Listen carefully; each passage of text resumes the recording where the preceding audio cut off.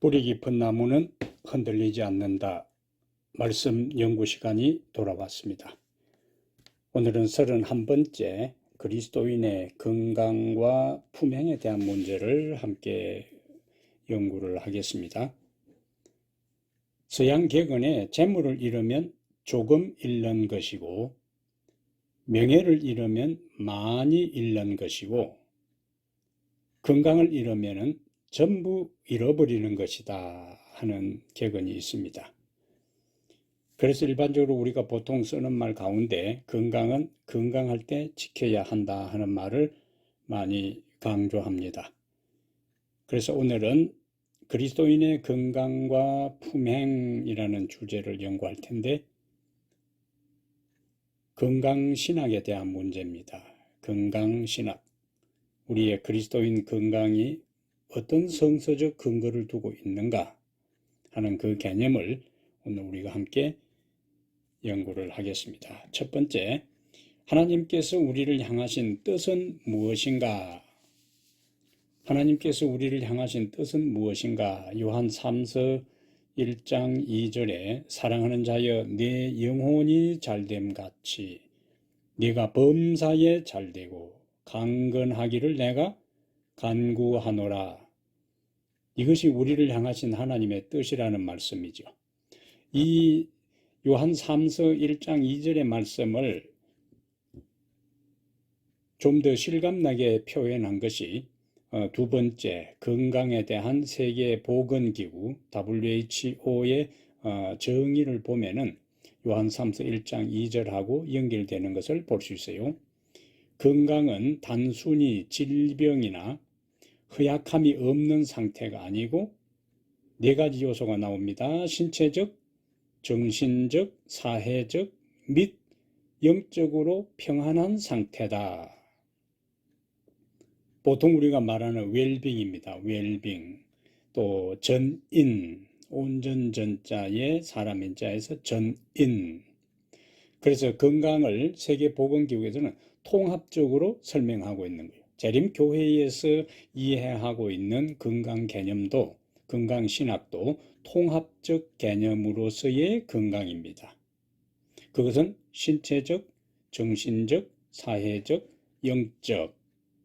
옛날에는 건강하면은 신체적인 면만 생각을 했고 조금 그 개념이 확대되어서 정신적인 면으로 그 다음에 또 확대되어서 사회적 관계 그 다음에 영적, 종교적 면을 이야기하지요. 신과의 관계, 종교적 영역까지 건강 개념이 확산된 걸 볼 수가 있습니다.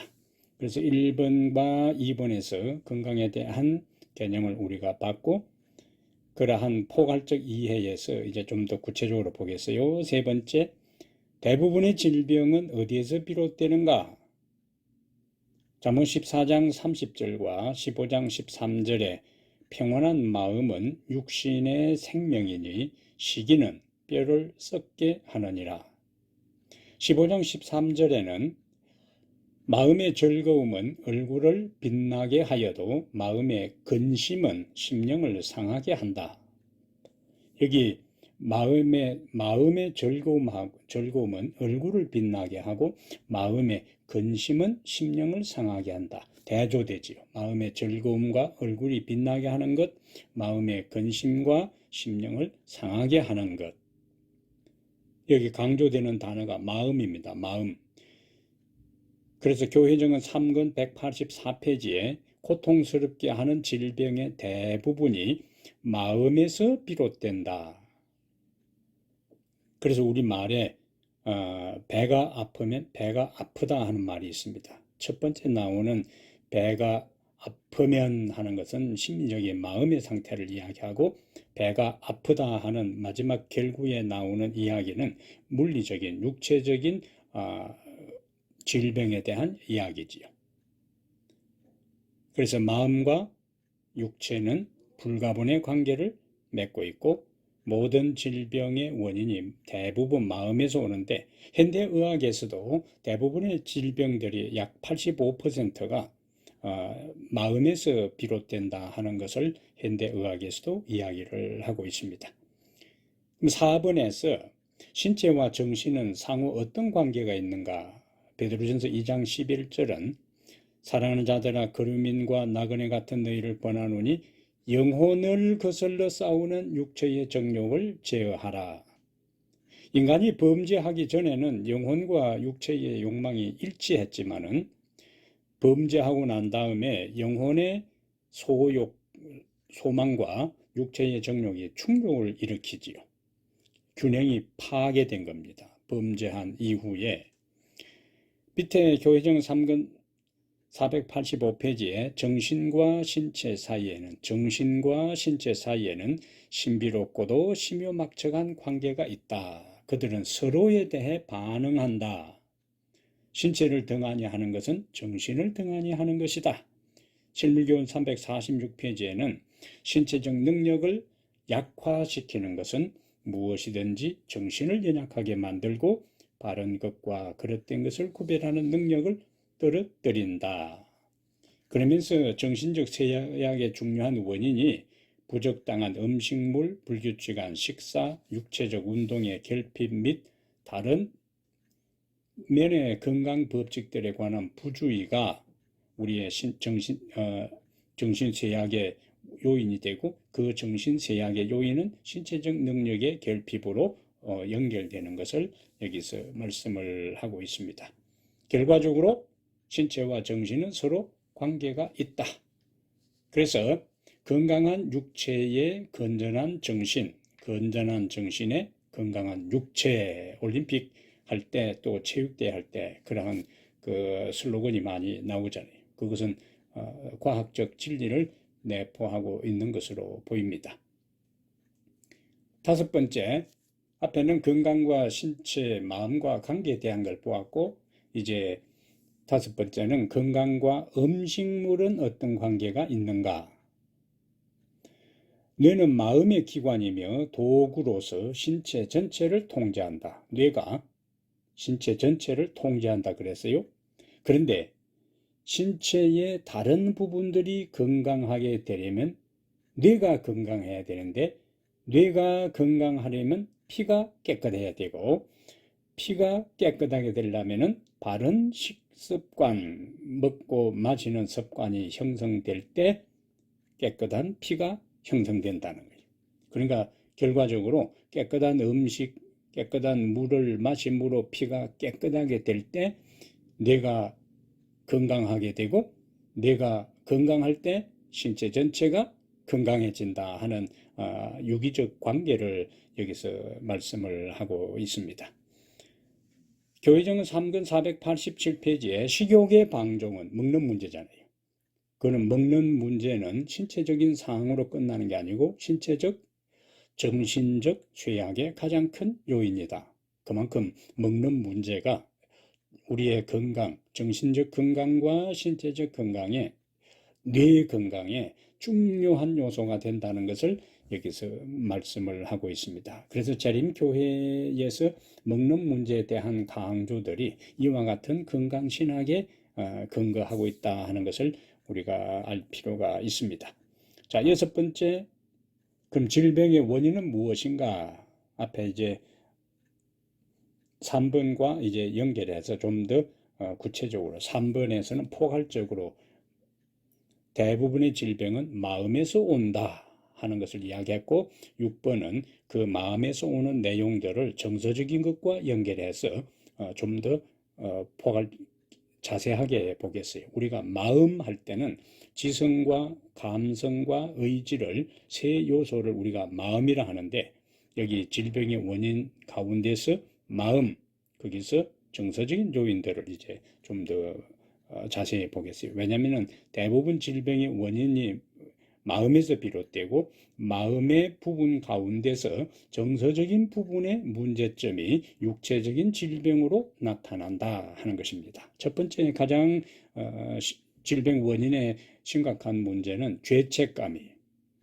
마가복음 2장 5절에 예수님께서 중풍병자에게 이르시되 작은 자여, 옛날 성경에 소자여 그렇게 했지요. 내 죄 사함을 받았느니라.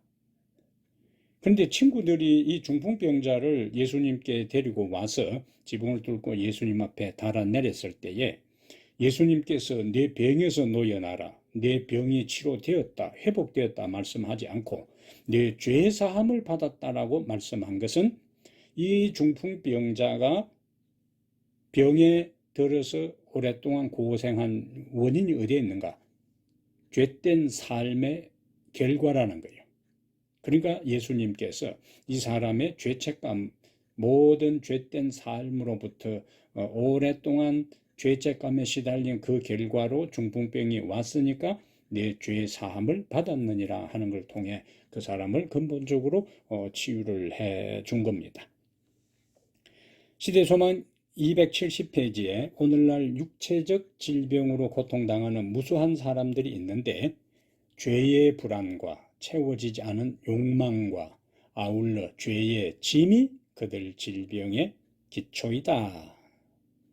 이런 사람들은 심령의 치료자 예수님 앞에 나와야 회복이 된다는 거예요. 죄책감에 의한 질병은 육체적인 질병으로 다양한 가장 그 사람의 죄 문제가 해결되지 않고 살아갈 때 우리 육체적으로 가장 약한 부위에서 이제 병이 발생하는데 죄의 문제가 해결되지 않은 상태에서 온갖 약을 쓰고 다른 걸 한다 할지라도 이 사람은 치료가 안 되는 거예요. 죄책감 때문에 육체적인 질병이 온 사람은 이런 사람은 영적인 문제만 해결되면은 그냥 육체적인 질병도 해결될 수가 있는 겁니다. 그래서 목사들이 신자들의 어떤 질병 상황에 대한 것들은 이런 기본적인 이해를 가지고 상담할 필요가 있는 겁니다. 치료봉사 241페이지에 슬픔, 걱정, 불만, 후회, 죄책감, 불신, 여기는 정서적인 요인도 있고 영적인 요인도 있죠. 이 모든 것은 생명력을 파괴시키고 쇠퇴와 사명을 초래하는 경향이 있다. 그럼 어떻게 해결해야 되는가? 죄책감을 해결하는 방법은 요한일서 1장 9절에 만일 우리가 죄를 자백하면 그는 미쁘시고 의로우사 우리 죄를 사하시며 우리를 모든 불의에서 깨끗하게 하실 것이요. 여기 진호봉사 115페이지에는 그리스도께서 온몸을 통하여 나누어 주시는 사랑은 일종의 생명력이며 사랑은 생명력이라 그래서요. 뇌와 심장과 신경 등과 같은 모든 중요한 부분을 치료의 손길로 어루만진다. 그것은 사랑은 생명력을 파멸시키는 죄책감과 슬픔과 근심과 걱정에서 심령을 해방시켜 준다. 그것과 아울러 평온과 안정이 온다. 치료봉사 115페이지에서 엘렌 G. 화이트이 이야기한 이 회복의 가장 중요한 원리는 하나님의 사랑이지요. 그 하나님의 사랑을 생명력이라 그랬어요. 생명 에너지, 생명의 에너지, 파워라고 했어요. 그것이 우리의 온 몸을 죄책감과 슬픔과 근심에서부터 우리의 심령을 회복시켜 준다. 영적인 죄책감으로부터 육체적인 질병, 정신적인 질병이 왔을 때는 하나님의 사랑을 절대적으로 받아들이고 경험할 때 그 병은 약을 먹지 않아도 그냥 회복이 되는 겁니다. 그 다음에 슬픔, 정서적인 문제지요. 시편 31편 10절에 내 일생을 슬픔으로 보내며 나의 연수를 탄식으로 보내며, 그럼 여기 슬픔 나오고 탄식 나오고 그 결과로 내 기력이 나의 죄악 때문에 약하여지며 나의 뼈가 쇠하소이다. 그러니까 슬픔은 뼈를 쇠하게 할 정도로 육체적인 건강에 치명적인 해를 끼치는 걸 여기서 강조하고 있습니다. 1883년 편지 1에 슬픔으로 인해 혈관과 신경에서 혈액순환이 둔화되며 간의 활동도 방해받는다. 그 결과로 소화 과정과 영양 섭취 과정에 방해받으며 모든 신체의 골수가 마르게 되는 경향이 있다. 그래서 슬퍼하는 것이 우리의 육체적인 질병에 이렇게 치명적인 영향을 미친다는 거예요. 그러면은 어떻게 해결하는가? 시편 37편 5절에 네 길을 여호와께 맡기라. 그를 의지하면 그가 이루시고.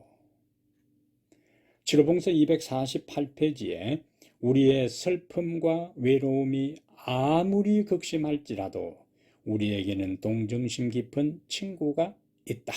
친구에게 우리의 삶의 문제를 맡기는 거예요. 슬픔도 또 아픔과 탄식을 다 그분에게 맡길 때에 우리에게 회복의 은혜를 경험할 수 있습니다. 다섯 번째, 염려와 근심. 시편 31편 9절과 잠언 17장 22절에 여호와여 내가 고통 중에 있사오니 내게 은혜를 베푸소서.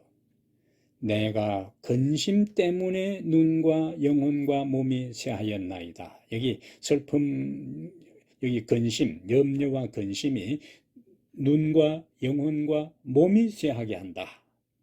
그래서 극도의 스트레스와 근심 가운데 있으면 시력이 가는 사람이 있어요. 결국 스트레스죠. 염려, 근심, 이 문제가 해결이 안 될 때에 우리의 가장 약한 신체 부위에 문제가 발생하는 겁니다. 혈압도 나타나기도 하고 당뇨병이 나타나기도 하고 또 루마티스 관절염이 나타나기도 하고 염려와 근심 때문에 다양한 형태의 질병들이 생기는 거예요. 근데 반대로 마음의 즐거움은 양약이 되지만은 심령의 근심은 뼈를 마르게 한다. 뼈 안에서 골수가 형성되는데 이거 그 문제가 생기는 거예요. 면역력이 바닥을 치니까 결국 온몸이 망가지게 되는 거예요. 두 가지를 교회정은 1권 702페이지에서 이야기합니다. 만족한 마음, 명랑한 정신은 신체에 건강이 되고, 다 마음과 정신이 신체에 영향이 주죠. 건강이 되고 영혼에게 또 영향이 있어요. 근데 반대로 의기소침이나 음울함, 우울함이나 슬픔만큼 여러 질병의 원인이 되는 것도 없다. 이와 같은 구절들은 제가 한 5, 6년 동안 심각한 투병 생활을 하면서 이 건강에 대한 것을 연구하면서 발견한 이 주옥 같은 예언의 말씀들입니다. 자, 그러면 해결하려면 요한복음 14장 27절에 평안을 너희에게 끼치노니 곧 나의 평안을 너희에게 주노라. 내가 너희에게 주는 것은 세상이 주는 것과 같지 아니하니라. 너희는 마음에 근심하지도 말고 두려워하지도 말라. 그래서 정로의계단 86페이지에 그분은 우리의 모든 염려를 감당할 만큼 충분히 강하시다. 우리는 새로운 마음의 화평을 누리게 될 것이다. 왜? 그분이 우리에게 관심을 갖고 우리의 모든 문제를 그분에게 맡길지라도 그 문제 때문에 그분은 압도당하지 않기 때문에 염려와 근심을 그에게 다 맡길 수가 있고 그것이 해결될 때 우리는 정신적, 육체적, 영적 건강을 회복할 수가 있는 겁니다. 일곱 번째, 무활동. 무활동은 많은 질병의 유발 요인이 된다. 운동은 피의 순환을 촉진하고 고르게 해주지만 나태, 게으를 때에는 피는 자유롭게 순환하지 못하며 생명과 건강에 필수적인 변화들이 발생하지 않는다.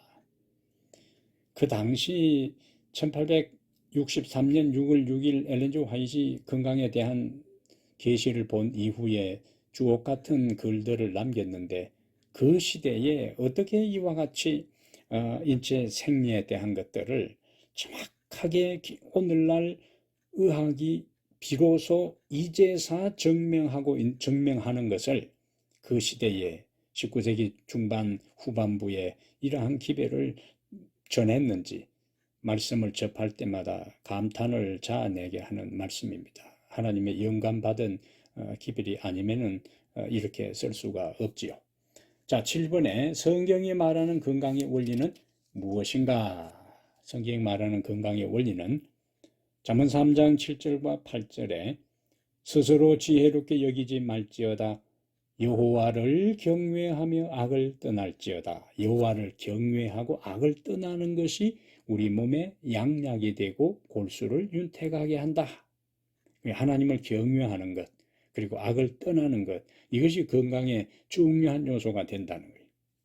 시편 34편 12절부터 14절에는 생명을 사모하고 연수를 사랑하여 복받기를 원하는 사람이 누구뇨? 한마디로 건강한 삶을 살기를 원하는 사람이 누구냐? 그럼 어떻게 건강하게 살 수 있는가? 내 혀를 악에서 금하며 내 입술을 거짓말에서 금할지어다. 이것은 악한 말, 부정적인 말을 하지 말라는 거예요. 그리고 악을 버리고 선을 행하며 화평을 찾아 따를지어다. 잠언 3장 7절과 8절에 여호와를 경외하며 악을 떠날지어다 하는 말씀하고 같이 연결되는 말씀입니다. 부조선제 600페이지에 신앙생활은 직접 건강을 정진시키고 생명을 연장하고 그 모든 축복의 기쁨을 정대시킨다. 의미 있는 말씀입니다. 세 번째, 성경이 말하는 건강의 원리는 데살로니가 전서 5장 16절부터 18절에 항상 기뻐하라, 쉬지 말고 기도하라, 범사에 감사하라. 이것이 우리를 향하신 하나님의 뜻인데, 기뻐하고 기도하고 감사하는 삶을 사는 사람들은 하나님께서 건강의 축복을 주시는 거예요. 반대로 그의 모든 사람에게 육체와 정신의 질병을 초래하는 것은 불만과 불평의 정신이다. 그들에게는 하나님이 없다. 신앙생활을 하면서도 불만과 불평이 입에 달고 다니는 사람들이 있어요. 그들 마음속에는 하나님의 영이 없는 겁니다. 그러니까 육체적으로, 정신적으로, 영적으로 질병 상태에 빠질 수밖에 없게 되지요. 네 번째, 잠언 11장 25절에 구제를 좋아하는 자는 풍족하여질 것이요 남을 윤택하게 하는 자는 자기도 윤택하여지리라. 이것과 짝을 이루는 말씀이 교회정은 4권 56페이지요. 다른 사람에게 선을 행하는 기쁨은 신경들을 통하여 전송되는 감정들의 행복감을 나누어 주며 혈액순환을 촉진시키고 정신적, 신체적 건강을 준다. 베풀고 나누는 사람에게 하나님께서 행복감을 주고 혈액순환이 잘 되게 해서 정신적으로, 신체적으로 건강하게 해준다는 약속이에요. 덕을 베푸는 기쁨은 마음에 생기를 주고 전신을 통하여 약동한다. 인자한 사람들의 얼굴은 기쁨으로 빛난다. 그러나 이기적이고 인색한 사람들의 얼굴은 기운이 없고 낙담하고 침울하게 보인다. 교회정은 2권 534페이지의 말씀입니다. 자, 8번에 가서 건강과 회복은 어떤 관련이 있는가? 전인건강 하면은 하나님께서 창조하신 원래의 상태로 돌아가는 것이 전인 건강입니다. 다른 말로 하면 에덴으로 돌아가는 거예요. 죄짓기 이전에 아름답고 질병이 없는 에덴 동산에서 인간이 살았어요. 인간이 범죄하고 난 다음에 질병과 사망으로 슬픔과 고통만은 현 세상이 되었습니다. 죄의 문제가 해결된 이후에 이제 다시 질병과 사망이 완전히 사라진 새 땅에 살게 될 겁니다.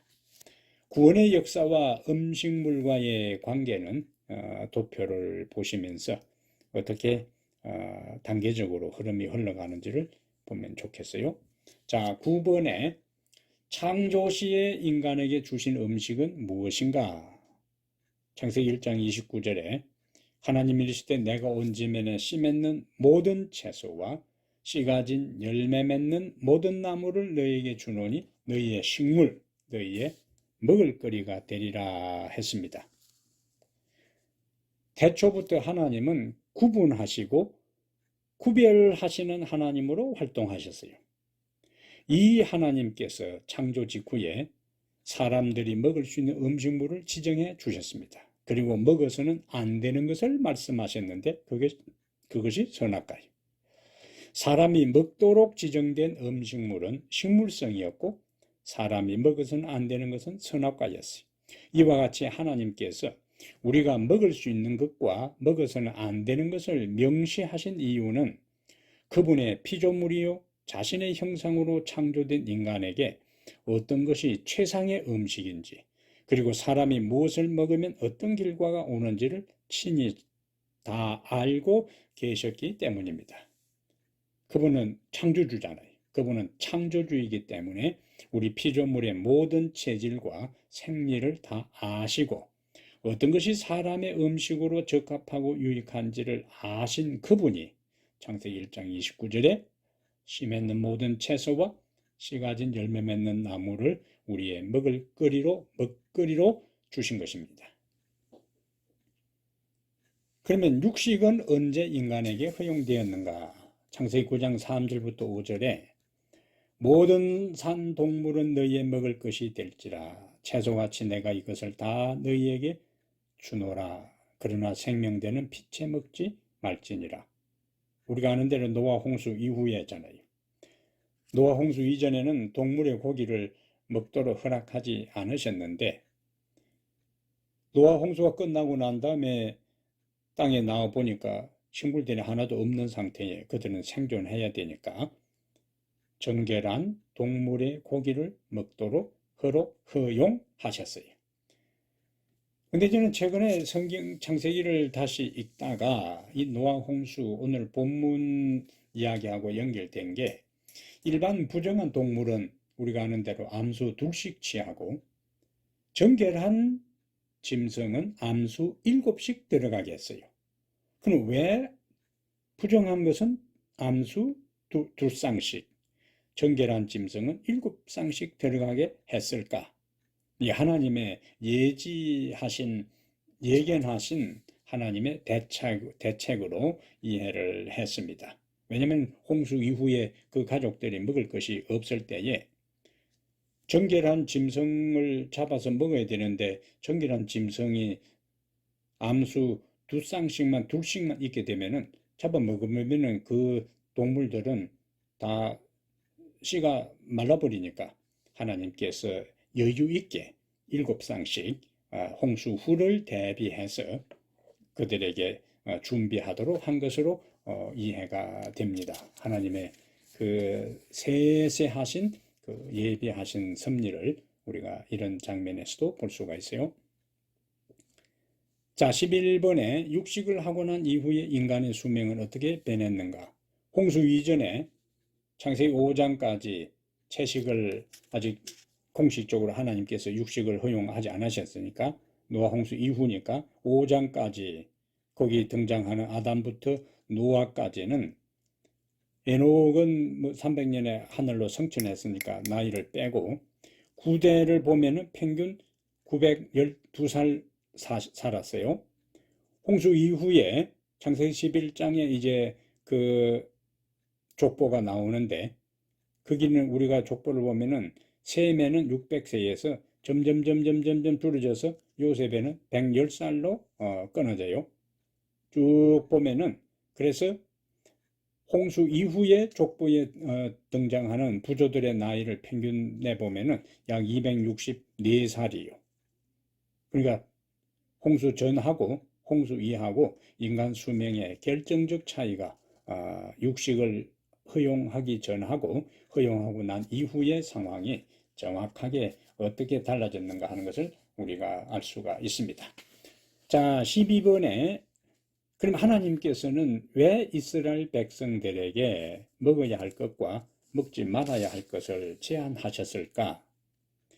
레위기 11장과 신명기 14장에 하나님께서 레위기 11장과 신명기 14장에 두 군데 이스라엘 백성들에게 음식물에 대한 식사 신학을 말씀을 하셨는데 신명기 14장 2절 3절에 너는 네 하나님 여호와의 성민이라 거룩한 백성이라는 거예요. 여호와께서 지상 만민 중에서 너를 택하여 자기 기업의 백성으로 삼으셨느니라. 너는 가정한 것은 무엇이든지 먹지 말라. 여기는 여호와의 거룩한 백성이니까 하나님의 택한 기업이니까 가정한 것은 먹지 말라.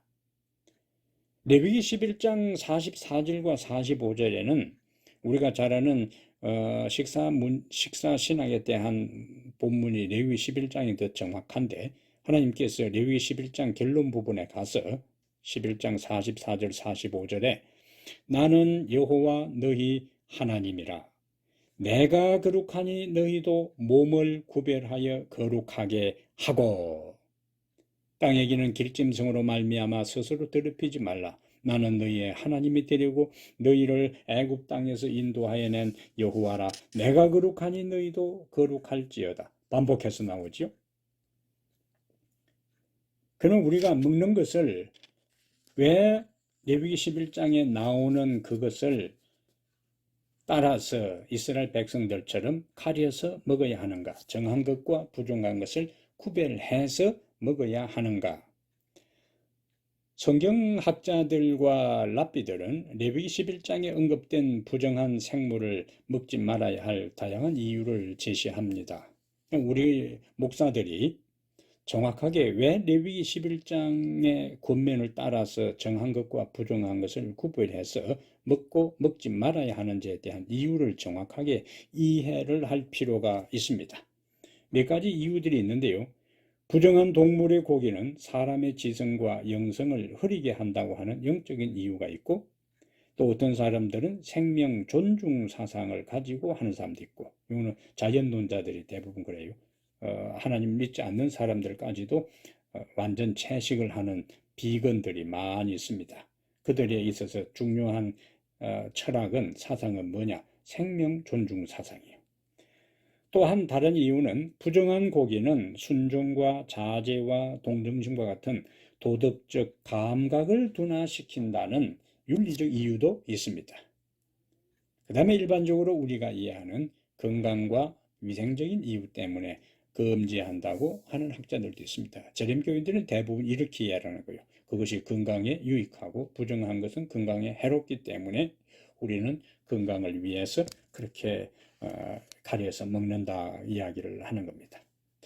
그런데 핵심적인 신학은 위에 레위기 11장 44절과 45절의 말씀처럼 하나님의 백성으로서 우리 자신을 거룩하게 하기 위하여 부정한 것을 먹지 말아야 한다는 것이죠.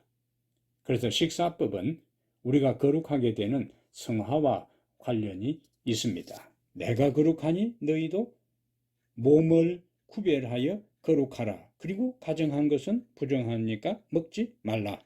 우리의 먹는 것하고 우리의 거룩함, 성화하고 연결되어 있음을 보게 돼요. 그래서 종합적으로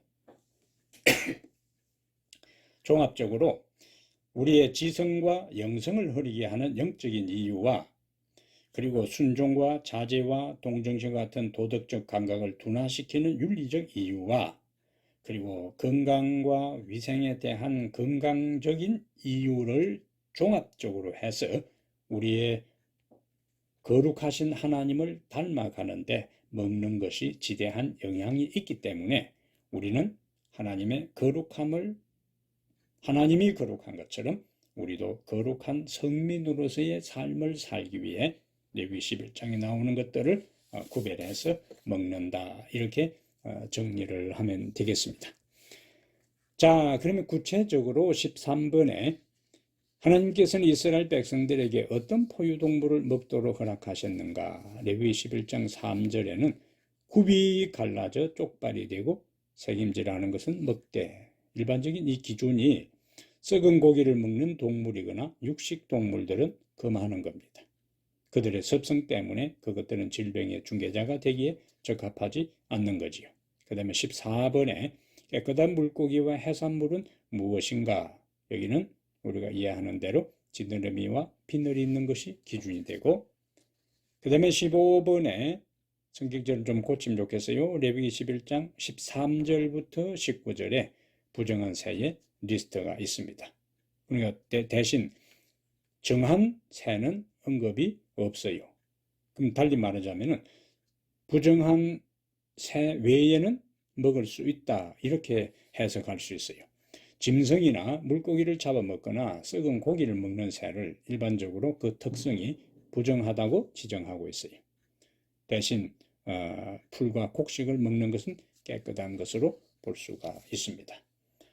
그 밑에 나오는 육류 소비를 줄여야 할 실제적인 이유는 무엇인가 하는 것은 범지구적인 차원에서, 환경적인 차원에서 식량 낭비 문제와 열대우림 파괴와 그 다음에 물 낭비와 또 동물 학대하는 문제, 수질과 토양이 오염되는 것, 토지의 비효율적인 이용, 그 다음에 즉 가장 최근에 심각한 온갖 그 이상 기온을 일으키는 지구 온난화 문제, 이러한 것들이 다 육식하고 관계가 있는 문제입니다. 이것은 참고적으로 그대로 설명을 해 놓았으니까 여러분들 읽어보시면 되겠습니다. 16번에 하나님께는 당신께 순종하면 어떤 복을 주시겠다고 약속하셨는가?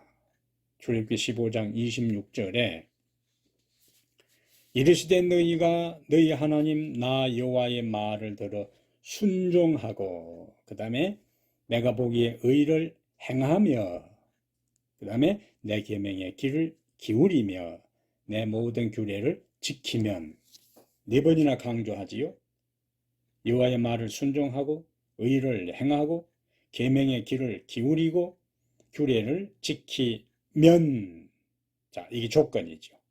그러면 약속이 뭐냐? 내가 애굽 사람에게 내린 모든 질병 중 하나도 너희에게 내리지 아니하리니 나는 너희를 치료하는 여호와임이니라. 여기도 건강 원리 중에 하나가 하나님 말씀에 대한 순종임을 볼 수가 있습니다. 건강의 법칙이 하나님의 독단적인 것이 아니라 우리로 인생을 최선껏 즐길 수 있도록 하기 위해 창조주에 의해 계획된 것이다. 식생활과 음식물에 관한 것면 375페이지에는 주께서는 광야에서 당신의 백성에게 고기를 주시 않으셨다. 왜냐하면 이러한 음식을 먹으면 질병과 불순종이 일어날 것을 아셨기 때문이었다. 성품을 부드럽게 하고 고상한 정신력을 더욱 미나하게 활동시키기 위하여 주께서 죽은 동물의 고기를 그들에게서 제거하셨다. 여기 성품을 부드럽게 하고, 이것이 아까 레위기 11장 44절과 45절에 나오는 거룩, 하나님의 성품을 닮아가는 데 있어서 먹는 것도 중요한 요소이기 때문에 하나님께서 그것을 우리에게 가르쳐 준 것으로 이해할 수가 있습니다. 자, 17번에 출애굽기 15장 26절에 하나님께서 순종하는 사람에게 건강의 축복을 주신다고 했는데, 시편 105편 37절에 마침내 그들을 인도하여 은금을 가지고 나오게 하시니 그의 지파 중에 비틀거리는 자가 하나도 없었도다. 옛날 성경에는 약한 자가 하나도 없었도다. 약한 자가 없었다. 건강했다는 거예요. 그래서 하나님 말씀을 순종하는 사람들에게 건강의 축복을 주시는 겁니다. 18번에 우리가 우리 몸의 건강을 중요하게 생각해야 할 이유는 무엇인가? 고린도전서 6장 19절에 너희 몸은 너희가 하나님께로부터 받은 바 너희 가운데 계신 성령의 전인 줄을 알지 못하느냐. 그리고 이것은 우리의 것이 아니라는 거예요. 하나님의 성령이 옛날 우리가 아는 대로 하나님의 성전을 지을 때에 최고의 값진 것들을 가지고 최고의 질을 가진 모든 것을 가지고 최고의 정성으로 하나님의 성전을 지었어요. 왜? 최고의 하나님이 그곳에 계시기 때문에 그 하는 집도 그렇게 한 겁니다.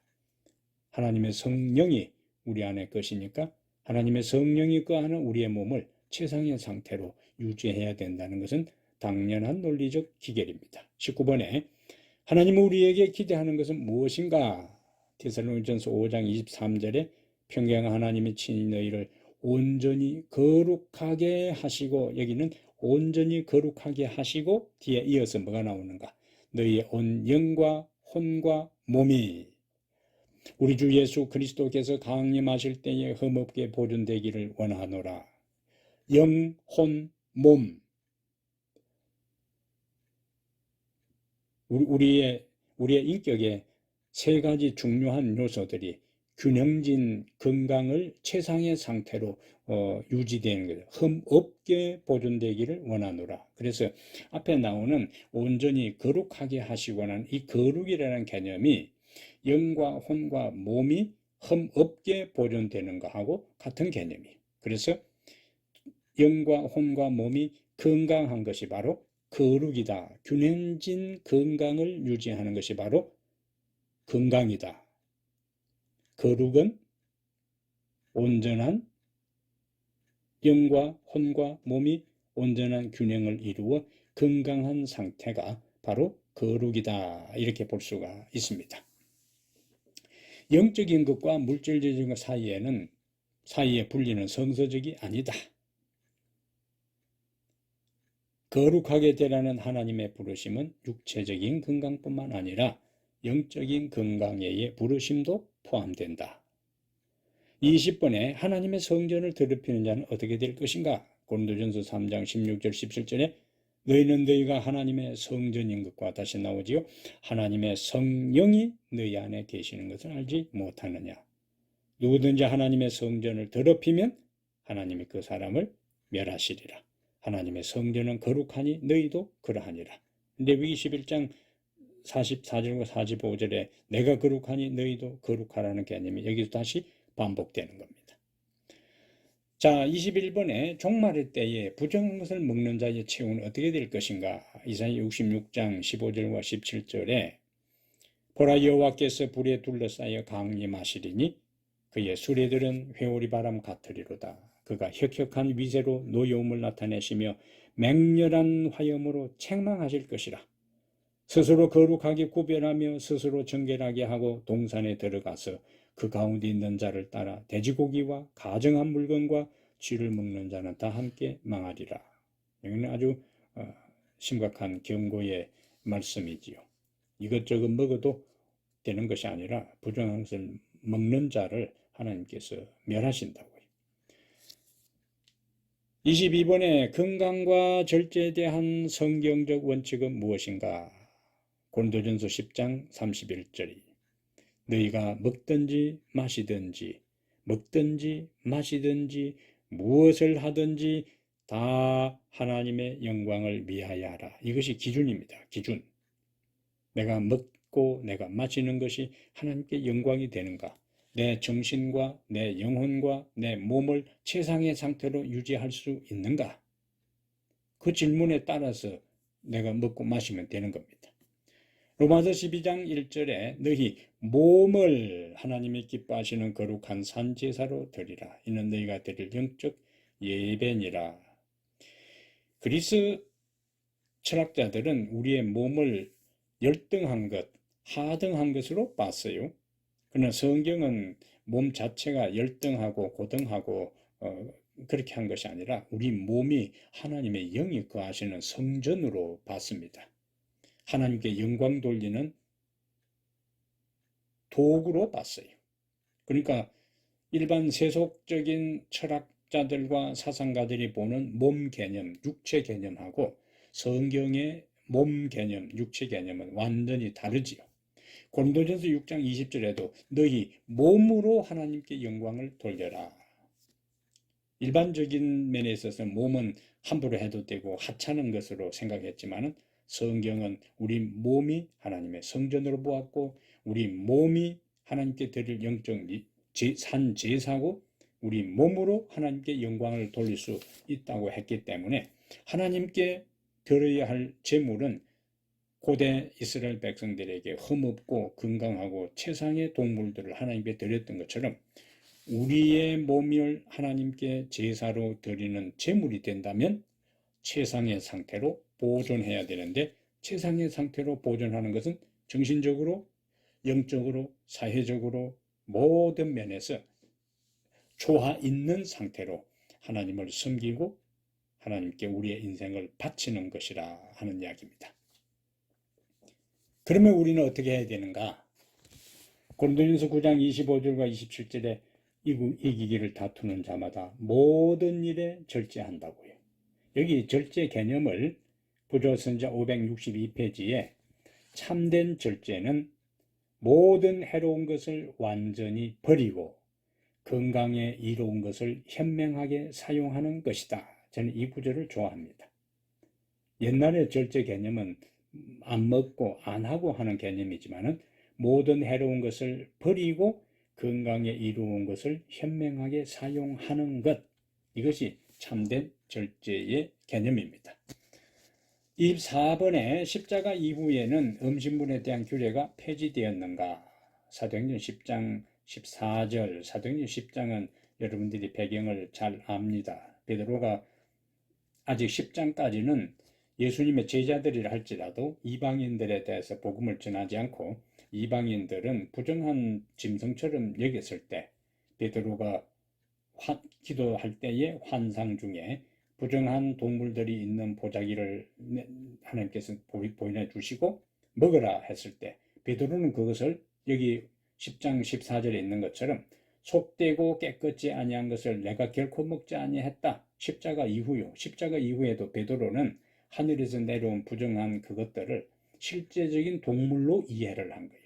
나중에 우리가 사도행전 10장 후반부에 가면은 그 환상 중에 보자기에 쌓여 내려온 부정한 동물이 실제적인 음식에 대한 문제 가지고 유대인들의 의식 속에 있는 심지어 제자들까지도 그렇게 유대인들을 부정한 것으로 생각하고 있는 것을 깨고 이방인들에게도 복음을 전하도록 하기 위한 하나님의 계시적 환상임을 우리가 알게 돼요.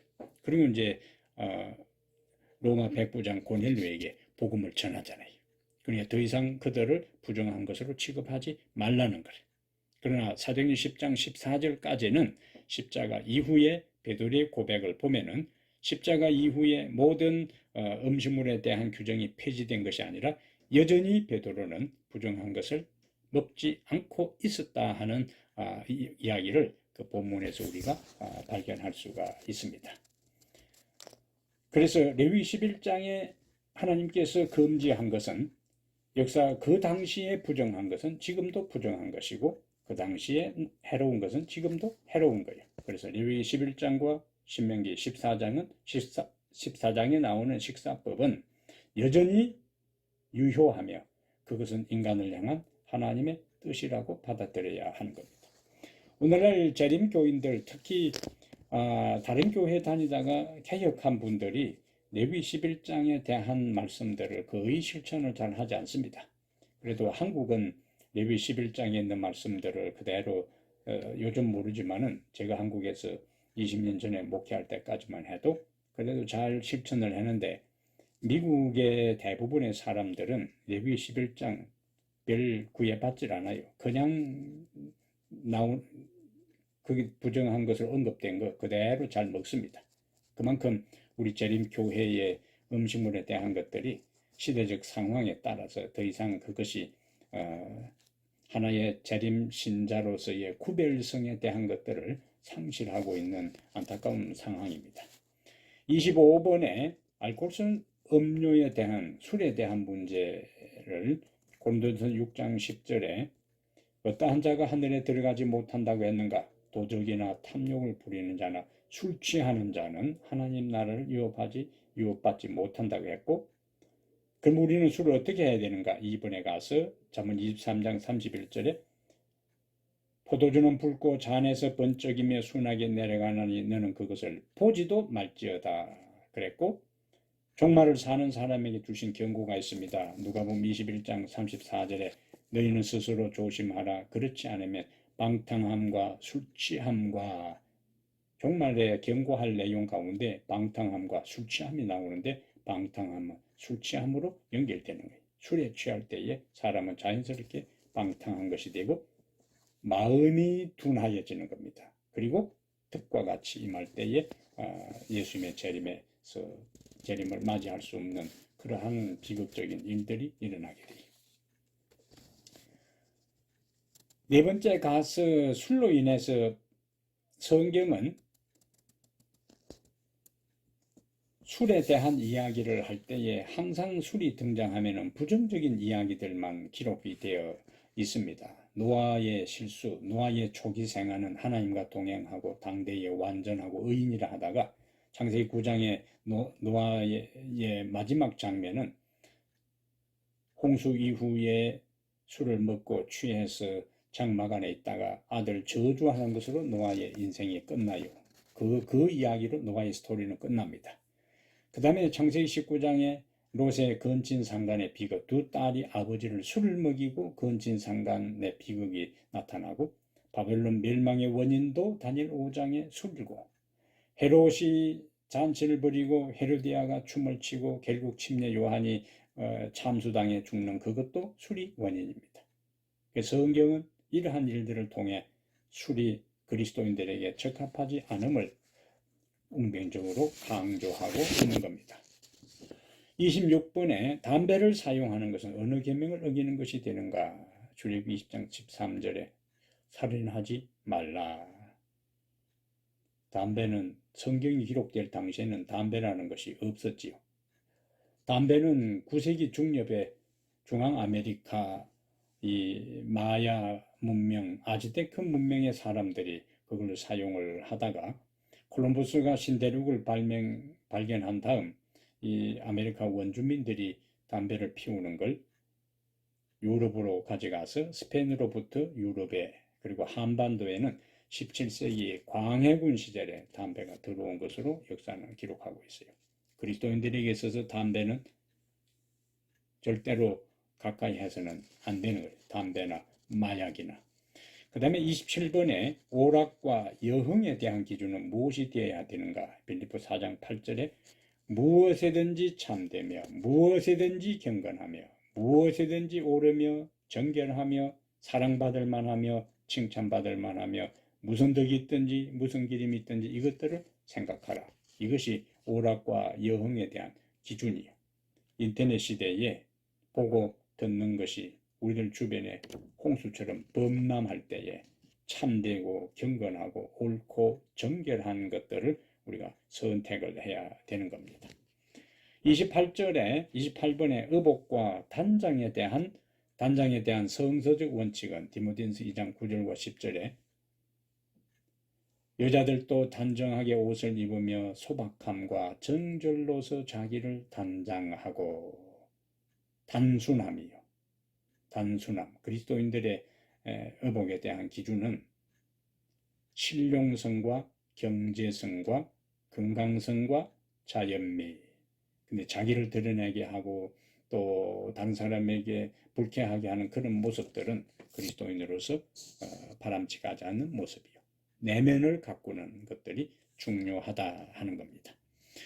그래서 모든 참된 그리스도인은 그가 먹고 마시고 행하고 생각하고 말하고 바라는 모든 일에 있어서 하나님을 첫째로 삼아야 되는 거예요. 우리가 그리스도인 표준을 따라 사는 것은 구원을 이루기 위한 것이 아니라 구원받은 사람으로서 하나님의 자녀답게 살도록 하나님께서 우리를 부르셨어요. 창조부터 낮과 밤과 땅과 바다와 모든 것을 구분하시고 구별하신 하나님께서 안식일을 구별하시고 또 선악과를 구별하시고 또 11조를 구별하시고 이스라엘 백성을 열국에서 하나님의 백성으로 구별하신 하나님이 먹는 문제에 있어서도 우리에게 구별된 삶을 살아 거룩하신 하나님의 자녀답게 빛과 소금의 직분을 감당하도록 우리를 부르셨어요. 이렇게 우리가 하나님께서 우리를 구별하여 부르셨으니까 구별된 삶을 살아 우리의 정신과 마음과 육체와 영이 최상의 상태를 유지해서 영과 혼과 몸이 우리 주 예수 그리스도 오실 때까지 흠없게 보존될 때 우리는 하나님께 영광 돌리는 삶을 살 수 있게 될 것입니다.